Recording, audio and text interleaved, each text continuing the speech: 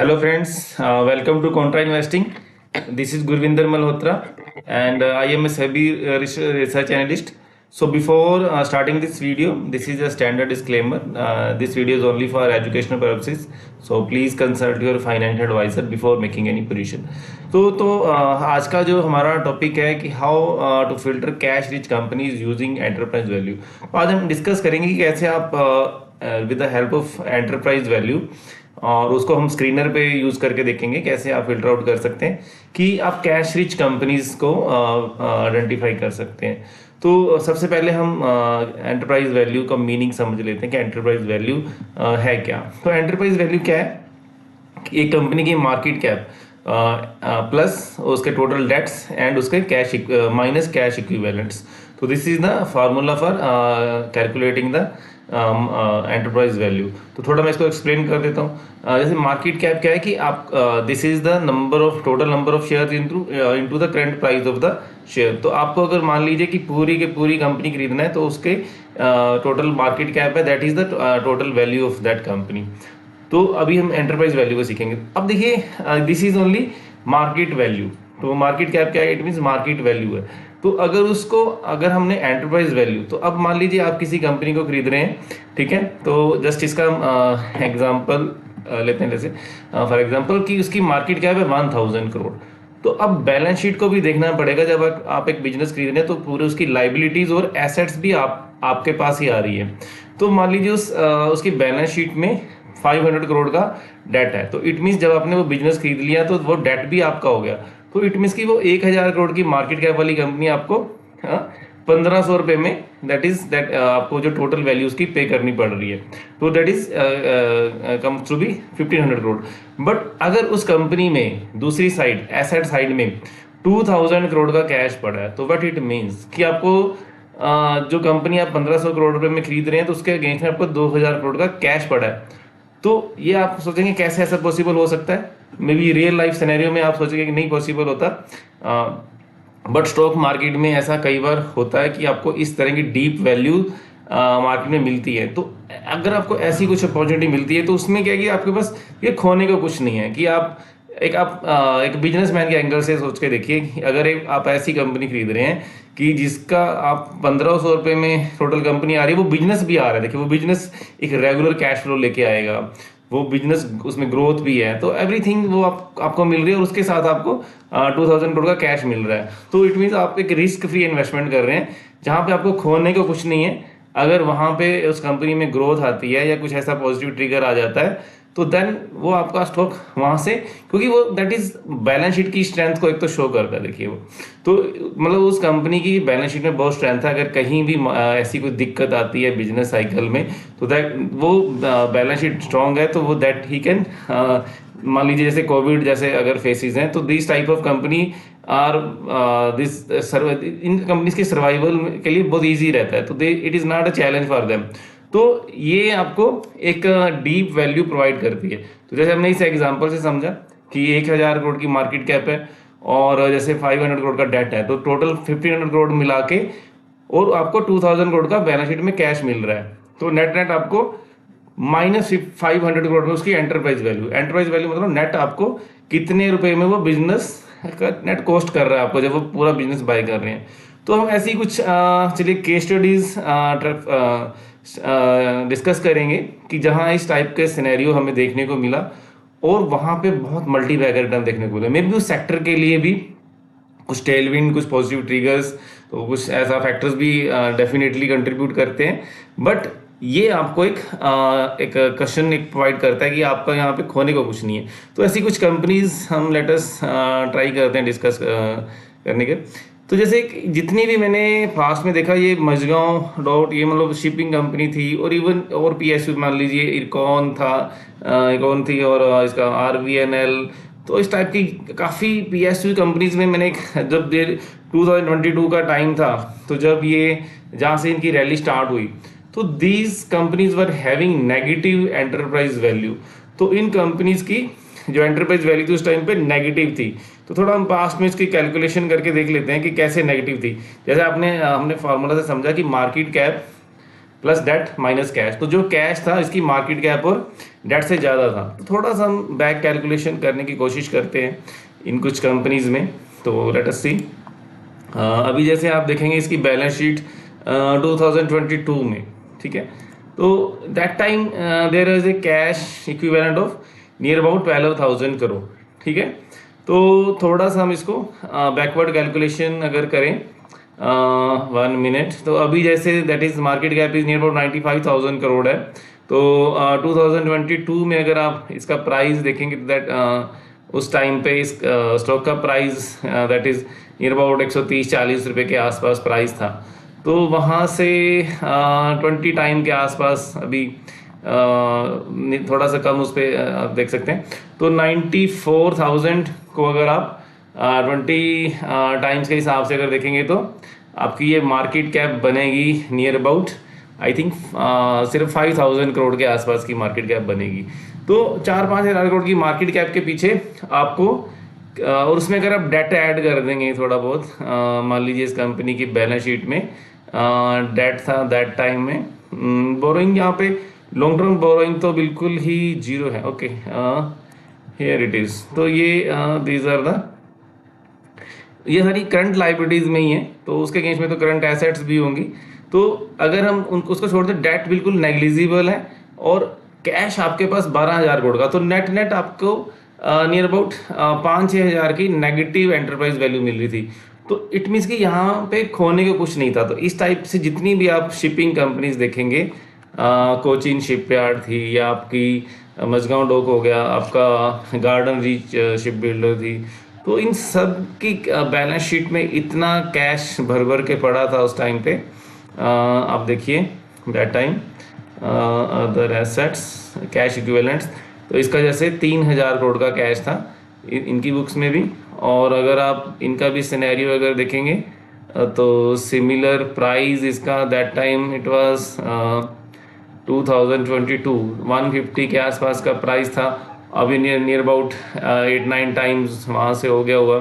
तो अगर 10 टाइम मतलब 3,500 में 4-5 हज़ार करोड़ की मार्केट कैप और आपके पास 3,000 का उससे ऊपर का कैश पड़ा है, तो नियर अबाउट इसकी भी उस टाइम पे जो आपकी एंटरप्राइज वैल्यू थी नेगेटिव थी। तो इट मीन्स कि आपको कंपनी फ्री से भी कम में मिल रही थी। फ्री, एक तो बोलते हैं कि फ्री में मिल रही थी, तो फ्री से भी कम। वो तो बिजनेस तो जो अलग से बिजनेस की जो एसेट्स हैं, तो अदर एसेट्स मान लीजिए आप इसका अगर आप बाकी फिक्स एसेट्स देखेंगे और कंपनीज में जैसे काफ़ी इन्वेस्टमेंट्स रहती हैं, तो ये सब को कैलकुलेट करेंगे तो एक तरह से आप एक रिस्क फ्री बिजनेस खरीद रहे थे जहाँ पे आपके पास खोने को कुछ नहीं है। तो जब आप ऐसी इन्वेस्टमेंट करते हैं तो आपके जो रिटर्न के जो चांसेस बढ़ जाते हैं। तो because in case of any market में अगर किसी तरह का भी कुछ जैसे अभी गिरावट चल रही है, तो इस लेवल से गिरावट बहुत ज़्यादा नहीं होती है अगर आप इस वैल्यूएशन पे किसी चीज़ को खरीद रहे हैं। तो इस टाइप के और भी बहुत केस स्टडीज़ हैं जी। ये मैं सिर्फ आपको जस्ट एजुकेशन पर्पस के लिए ही हम डिस्कस करें। जैसे एक और कंपनी थी वहाँ पे 63 मून, ये कंपनी कोई ऐसा मैं कोई डिस्कस रिकमेंडेशन नहीं है, तो कंपनी का फंडामेंटल आपको चेक करने हैं। तो जस्ट मैं एक रेफरेंस के लिए ये कंपनी अगर आप देखेंगे तो इसका भी एक सिमिलर टाइप का केस था। अभी जैसे मैं इसको अगर आप 2-3 साल पुराना ग्राफ देखेंगे तो ये आपका 150-60 के आसपास ये ट्रेड कर रहा था। तो वहाँ से नियर अबाउट अभी 5 टाइम हो गया। तो इट मीन्स दैट टाइम इसकी मार्केट कैप 600-700 करोड़ की उस टाइम की मार्केट कैप थी। तो इसका भी जो कैश था उस टाइम पे बुक्स में दिस इज 1200-1300 करोड़ का कैश था। तो ये भी 500-600 नेगेटिव की एंटरप्राइज वैल्यू पे ट्रेड कर रही थी। तो डेफिनेटली कुछ इनके लीगल इश्यूज भी चल रहे थे, तो अभी शायद वो सेटल हो गए हुए हैं। तो वो आपको देखना पड़ेगा कि कोई ऐसा कोई रीज़न तो नहीं है। बाकी जैसे PSUs के केस में तो हमें पता है कि ऐसा कुछ भी मतलब मैनेजमेंट और कॉर्पोरेट गवर्नेंस का कोई इशू नहीं रहता। तो इन कंपनीज में थोड़ा सा डर रहता है कि कोई कॉर्पोरेट गवर्नेंस का कोई इशू ना हो। तो मे बी आप इन कंपनीज को या तो अच्छी तरह से स्टडी करके, अगर आपको लग रहा है कि डेफिनेटली जो कैश है बुक्स में दैट इज़ जेन्युइन और ऐसा कोई कॉर्पोरेट गवर्नेंस का इशू नहीं है, तो आप वहाँ पे एक अपनी एक इन्वेस्टमेंट एक डिसीजन ले सकते हैं इस बेसिस पे। और फर्दर अगर आपको बिजनेस लग रहा है कि बैलेंस शीट स्ट्रॉन्ग है और बिजनेस भी आपको लग रहा है कि बढ़िया है, तो this is can be one formula I can say to identify the deep value. तो आप डीप वैल्यू में चीज़ खरीद रहे हैं तो you are buying a risk free investment. So तो ये एक हमने डिस्कस किया। तो अगर हमें सपोज करिए कि इसको फिल्टर करना है तो मैनुअल भी कर सकते हैं, अगर आप जब भी सर्च करते हैं उसमें एंटरप्राइज वैल्यू चेक करिए।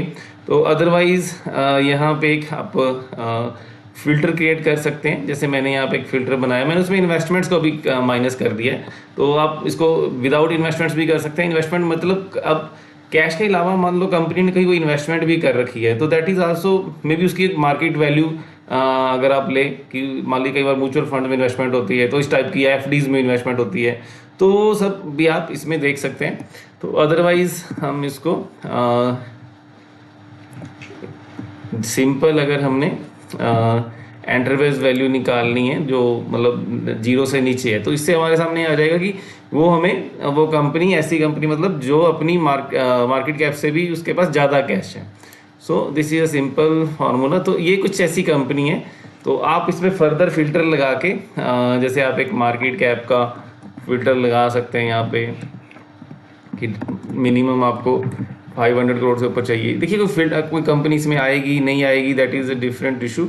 तो लेकिन ऐसे आपके पास अगर कुछ ऐसे फ्रेमवर्क हैं तो मे भी किसी ना किसी मार्केट के किसी सिनेरियो में, जैसे 2022 में अपॉर्चुनिटी बनी, तो कभी भी फ्यूचर में इस टाइप की अपॉर्चुनिटी बनती है तो वो डेफिनेटली आपके लिए एक बड़ी अपॉर्चुनिटी हो सकती है। तो अभी यहाँ पे एक मास्टर ट्रस्ट चलिए जैसे, लेकिन ये थोड़ा एक चीज़ में और ध्यान में रखनी पड़ेगी आपको कि इस केस में क्या हो सकता है, जैसे कुछ बैंक्स में अगर आपको ऐसे फिल्टर में आता है तो वैसे तो आया नहीं है कुछ भी, लेकिन बैंक के केस में क्या होता है कि उनके पास डिपॉजिट्स रहते हैं तो वो हमेशा में भी ज़्यादा हो सकते हैं कोई ऐसी।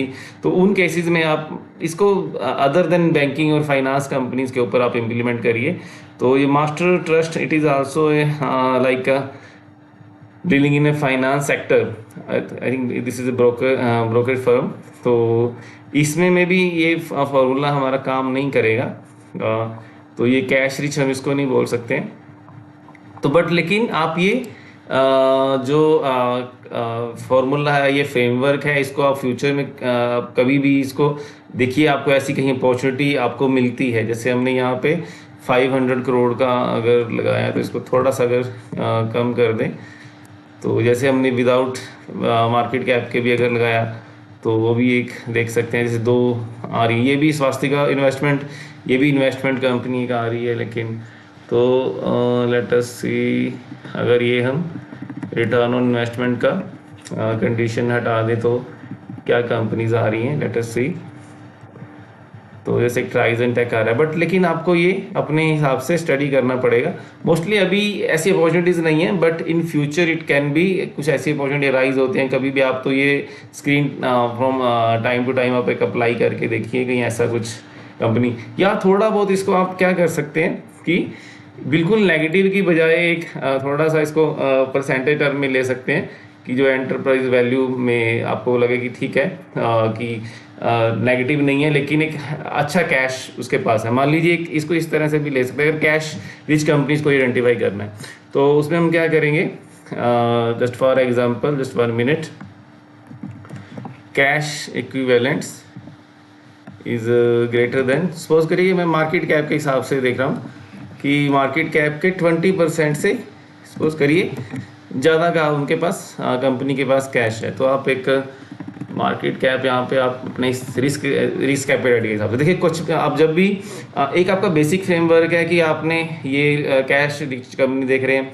तो उसके बाद आपको अपनी रिस्क कैपिटल के हिसाब से मार्केट कैप आप लगाएंगे कि आप अगर स्मॉल कैप कंपनी में जा रहे हैं तो मे भी आप 500 करोड़ से लेके 5000 करोड़ तक की मार्केट कैप लेंगे। अगर आपका नज़रिया थोड़ा सा है कि थोड़ी सी स्मॉल कैप से ऊपर मिड कैप टाइप की, तो आप 5000 करोड़ से ऊपर की कंपनीज को फिल्टर करेंगे। तो बैंकिंग को छोड़ दीजिए, यहाँ पे कैश एक उनका एक लाइक इन्वेंट्री की तरह होता है।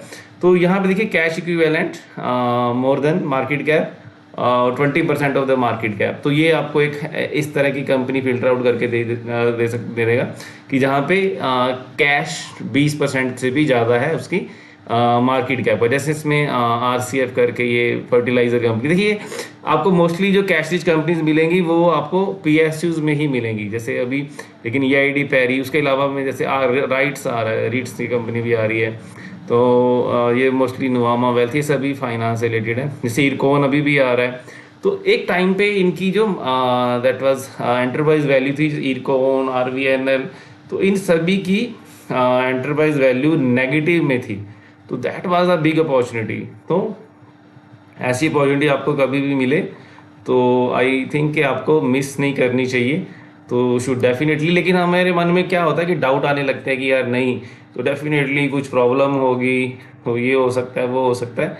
बट आपको रिस्क तो देखिए लेना पड़ेगा। गलत आप कहीं भी हो सकते हैं, गलत आप ग्रोथ कंपनीज में भी देखिए गलत हो सकते हैं, क्योंकि ग्रोथ कंपनीज में दिक्कत क्या रहती है कि आप हाई वैल्यूएशन पे बाय कर लेते हैं। तो आपको एक मिक्स लेके चलना पड़ेगा, ग्रोथ को भी कंसीडर करना पड़ेगा, और जहाँ पे आपको डीप वैल्यू मिलती है आपको वो अपॉर्चुनिटीज़ डेफिनेटली एक्सप्लोर करनी चाहिए।